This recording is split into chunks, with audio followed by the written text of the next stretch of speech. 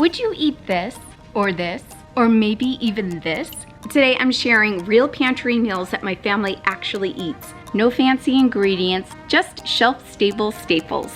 That's a tongue twister. Are you ready? Aprons on, let's go.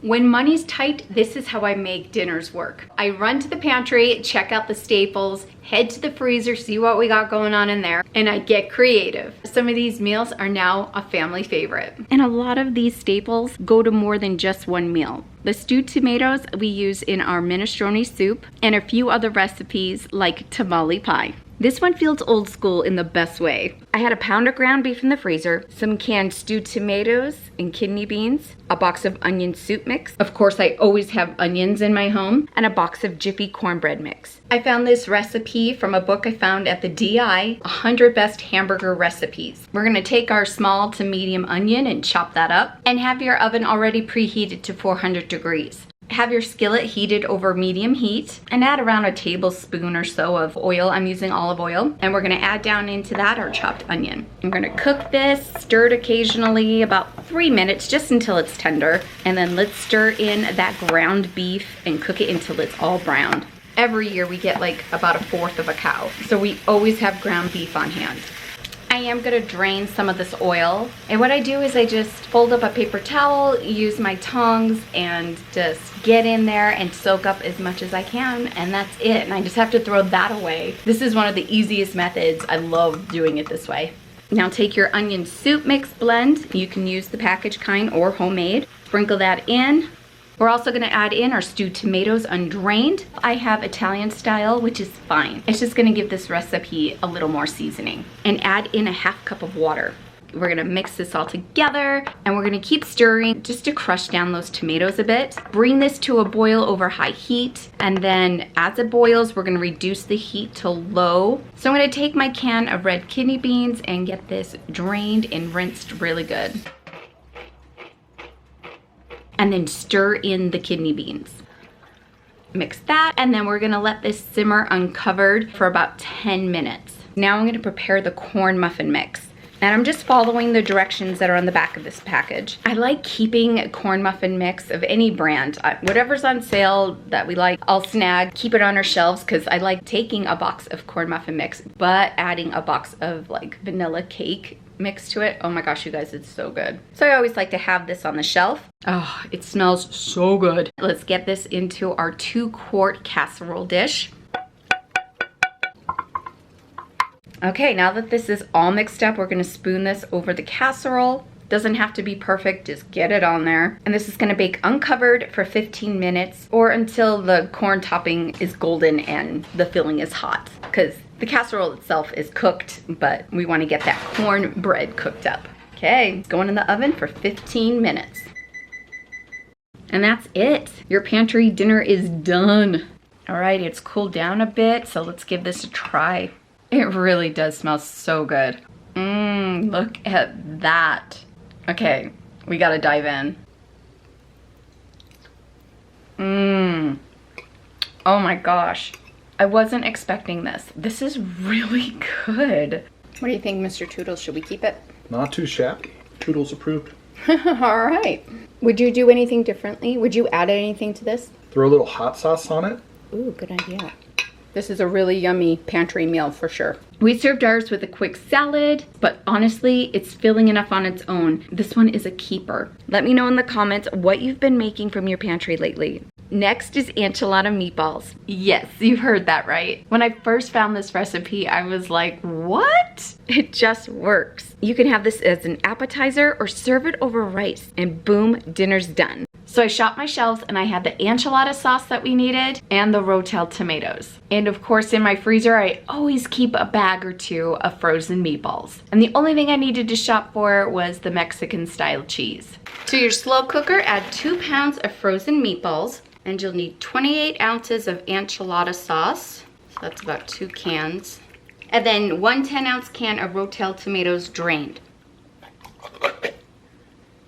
Okay, we're gonna stir this together. Now we're gonna cover this and cook on high for 3 to 4 hours or on low for 4 to 5. And then 10 minutes before it's done, we'll top it with some cheese. This cooked on high for 4 to 5 hours. It smells so good. I tasted one of the meatballs. It tastes really good. So it's gonna be even amazing with the cheese. So now we're just gonna add about a half a cup, but really just eyeball it, of some finely shredded, either Mexican style 4 cheese blend or the Fiesta cheese. This has a blend of Monterey Jack, cheddar, asadero, and queso quesadilla cheeses. So the cheese was the only thing, and cilantro, that I had to go out and buy. Everything else was shelf stable and in my freezer. So good. Okay, I'm gonna put the cover on this. It's gonna cook for 10 more minutes, and then we are good to go. Oh my goodness, look at this cheesy goodness. It smells so good, you guys. I wish you could smell this. You could serve it up with some Mexican rice, Spanish rice, or even good old white rice. Melty cheese, oh my gosh. And then you could top it with some cilantro, yum. Oh, look at that. Cheese, yum. Now we just need to taste it. Oh wow. Okay. I wasn't sure how I was gonna feel about this recipe, even though everybody raved about it in the comments. You guys, this is delicious. I had mine over regular white rice, and Derek had his over the Mexican rice, and he loved it that way. This could be served up as a lunch, a dinner, or you can even use this as an appetizer. This is delicious.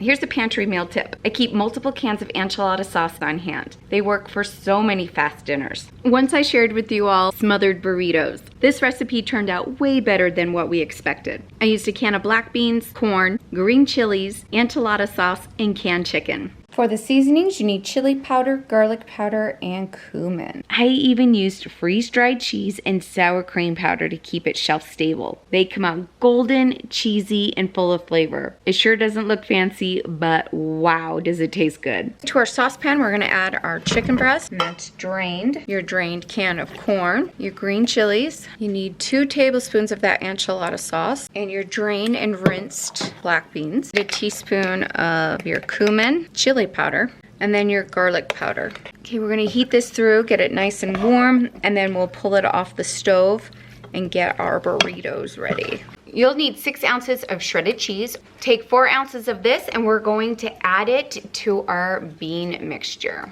You could use any cheese you have, and the rest we're gonna use as a topping. Okay, I'm gonna grease the bottom of this. I'm going to spray the tops of my burritos.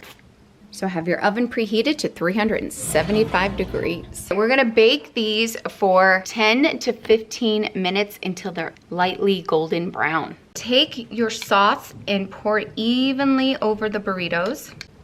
And let's hit it with this cheese. Okay, back in the oven for 10 minutes. Listen to the sound of that sizzle. Oh, they smell so good. Ooh, look at that burrito. That is delicious. There's enough heat in it, tons of flavor. I can't wait for you to try it. Okay, this one, a classic. Chicken stuffing casserole. This one's been in my back pocket for years. Nothing fancy, just 0 complaints from my crew. If you ever have a box of stuffing in a can of cream soup, then you've got dinner. I try to keep a couple of boxes of stuffing on hand year round for quick dinners like this. And today I'm gonna use up the last 2 boxes of the turkey stovetop stuffing. And with our meal, I shopped my freezer, and we're gonna have some corn on the cob with this. I froze this corn up last summer, and I always have a bag of mixed vegetables in my freezer. I also shopped my shelves for some cream soup, and today I'm gonna use up the last 2 cans of the cream of chicken soup. I've also used cream of mushroom soup for this recipe. You can use frozen chicken or canned chicken. From my freezer, I'm thawing out about 2 pounds of chicken breasts, and I'm just gonna boil these, get them cooked up. While that's cooking, I'm gonna prepare the stuffing. So I'm just following the box instructions. So I'm just mixing this all together, wrapping it up, and putting it in the microwave for about 5 to 6 minutes. So my chicken is done cooking, and instead of just shredding it with a fork, I'm putting it in the KitchenAid and letting it mix and getting it all good and shredded. So to my mixing bowl, I'm gonna add in for right now 1 can of cream of chicken soup. I might end up adding the other can, I'm just gonna see how things look. But with the 2 pounds of chicken, I bet I'll need that second can. I'm adding in some ground black pepper and some garlic salt. I'm not even really measuring, I'm just eyeballing it all. I'm just adding in a few dollops of sour cream, and I'm adding in about a 1/3 cup of milk. I'm also gonna add in some thyme seasoning. We're gonna get this all mixed. And to this cream mixture, I'm gonna add my bag of mixed vegetables. This is about a 12-ounce bag. Now I'm just gonna pour this over the top, start mixing, and see where we need to go from here. It seems a little dry, so I'm gonna add a little bit more sour cream and a few spoonfuls of the second can of cream of chicken soup and some more of the milk. We're gonna get this all mixed. It's gonna come together beautifully. All right. So I'm gonna flatten this out. I fluffed up the stuffing and now we're gonna get this over the top. Now I've made this recipe different several times. There was one time, one recipe said not to cook the stuffing before, just mix up the ingredients and then lay it on top, but it doesn't come out fluffy. I don't recommend that. Now the cooking time changes for me all the time. If you bake it covered, you could bake for maybe around 30 minutes. You wanna get the internal temperature about 165 degrees. Your chicken's already cooked, but you want it nice and hot in the middle, and then your stuffing will be a nice golden brown, and then you're ready to eat. So we're having this with some garlic bread that I made and that yummy corn on the cob. You guys, it's one of our favorite meals, and we have all the shelf-stable things ready to go for this meal. I also love making this recipe in the slow cooker with another freezer essential, frozen green beans. So in my crock pot, I put some chicken thighs. You can use chicken breasts, and I salt and peppered them. Next, we're gonna add 2 boxes of chicken stuffing mix on top. Then I mixed up together a can of cream of mushrooms, a can of cream of celery soup, and a cup of sour cream. Then we're going to put that on top of our stuffing. Then grab a small package of frozen green beans and add them on. Put a cup of chicken stock on top so it gives it more flavor. You can cook this on low from anywhere from 6 to 8 hours or high for 4. And I'm gonna cook it on high for 4. All right, dinner is done. Chicken stovetop casserole, basically in the crock pot. I'm gonna give this a stir. Halfway through, I kind of poked at the middle and stuff, like the recipe said. Oh my goodness, this is so good. This is so flavorful and super easy to do in the crock pot, Instapot, or the oven. Yum, yum. And last is an oldie but a goodie, chicken broccoli pasta. It's creamy, satisfying, and between the pantry and freezer, I can usually pull together a version of this. From my pantry, I grabbed a bag of penne pasta, a jar of home-style Alfredo sauce, and 2 of the smaller cans of chicken with the white and dark meat, or you can use 1 really big can of chicken. And from my freezer, I always have a bag of broccoli florets ready to go. So in my saucepan, I'm just heating through together the chicken and the Alfredo sauce, and I'll get this nice and hot while the broccoli's cooking in the microwave and the pasta is going on the stove as well. When the pasta and broccoli are done, I just pour over that yummy Alfredo and chicken. You can add any seasonings you like to this as well. Stir it up and you're good to go. This is an easy pantry meal. It is so filling and everyone loves it. Serve it up with some garlic bread and you're good to go. Sometimes we like this alternative better than just heating up like pasta with red sauce. This is really one of our favorite pantry meals. I even make this recipe even more shelf stable. And if you've got freeze-dried broccoli or mushrooms, this Alfredo is next level, all simmered in 1 pan. So we're gonna need canned chicken again. I'm gonna grab 2 cans of the chicken breast. I need chicken broth. Then we need Alfredo sauce. Oh, we need canned mushroom. And these ones are the pieces and stems. I think you can get them in different ways. I grabbed this on a really great sale, so we're gonna do pieces and stems. I'm gonna grab some cream of mushroom soup. So we're gonna start up here. This needs to get rotated through first. And linguine. I think I have 1 package of linguine. If I don't, we'll just use spaghetti. To finish off this recipe, we're gonna need a 1/2 cup of dried broccoli and some salt and pepper. Here's the freeze-dried broccoli. It's light and airy. We actually freeze-dried some like about a week and a half ago in our Harvest Right freeze dryer, and it turned out really good. So we are freeze drying a bunch of stuff for you, and you will see that real soon. For an everyday meal, just replace the dried broccoli with 1 cup fresh or frozen and omit the broth. And cook the linguine separately and serve chicken mixture on top of pasta. Okay, to our pan, we're just gonna dump everything in, which is nice. This time the recipe doesn't say not to drain the canned chicken. Oh boy, do I drain it or not drain it? Okay, the chicken is undrained, but I went through all her recipes and she specifies if it's undrained or not. The jar of Alfredo sauce, can of the chicken broth, mushrooms, and I drained those. And the broccoli. I'm just gonna eyeball this. Yeah, it looks like a half cup. I know I cracked pasta. That's a naughty thing, but I want it to fit in this pan. So it's going in. Turn it on. So we're gonna mix this up and simmer until the linguine is done. Oh, I do want some salt and pepper in it. We wanna make sure our pasta gets seasoned, right? Okay, we're gonna let this simmer and do its thing. Okay, it is there, so now I'm gonna dish this up. This looks so good. It serves 4 to 6. Gotta get that broccoli in here. Oh yeah. You see that broccoli? Oh yeah. That's nice and soft. That cooked quick too. Now let's give it a taste test. All right, I wanna taste the broccoli first. Fresh broccoli, so good. All right, now, I already know that my linguine is gonna have a little bit of a bite to it because I wasn't sure if I should drain the chicken and the mushrooms.